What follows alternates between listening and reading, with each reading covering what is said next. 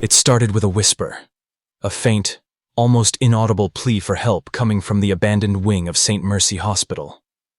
No one knew why the lights flickered there at night, or why the old operating rooms, sealed off for decades, seemed to pulse with a heartbeat of their own. The hospital's history was riddled with tragedy and mystery, tales of patients who vanished without explanation, and staff who left abruptly, never to return. Dr. Evelyn Clarke was a brilliant surgeon, known for her groundbreaking research in regenerative medicine. Her colleagues admired her dedication and ingenuity, but none knew the depth of her desperation. After a tragic accident left her sister, Lily, comatose, Evelyn became obsessed with one forbidden experiment, a procedure rumored to awaken the dead, or, at the very least, bring back something close to life.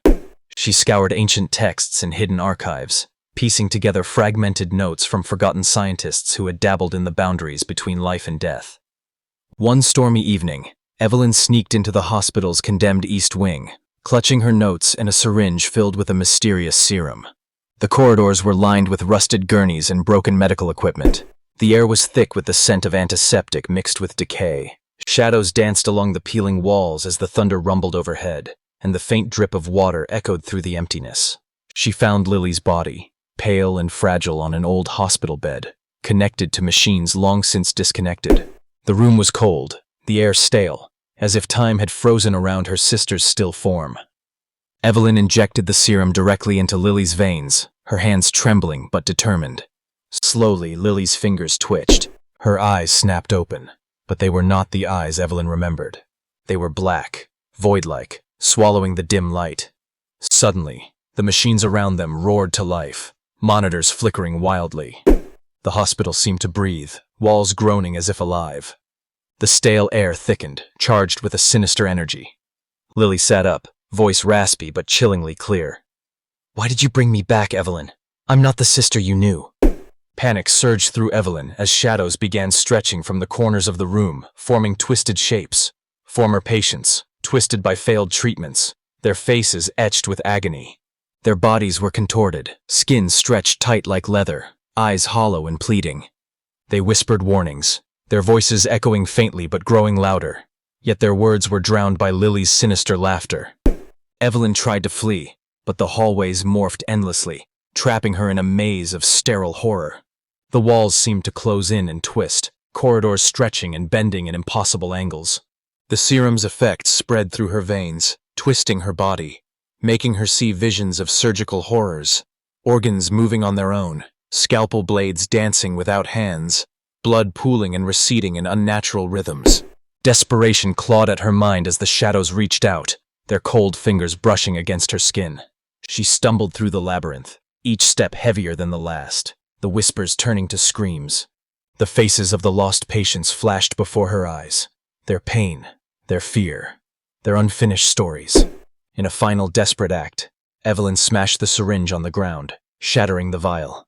The shadows screamed, the hospital shook, and Lily's form dissolved into a mist of darkness. The oppressive energy lifted slightly, the walls settling back to their decayed stillness. But as Evelyn stumbled into the daylight, free at last, she found her own reflection had changed. Her eyes now mirrored the same black void. The serum had rewritten her from within. A cold realization settled over her. The experiment had not ended. It had only begun. And somewhere deep inside, a whisper echoed, "We are not done." Days passed, but Evelyn could not shake the feeling of being watched. The blackness in her eyes grew darker, pulling her toward the hospital's abandoned wing again and again.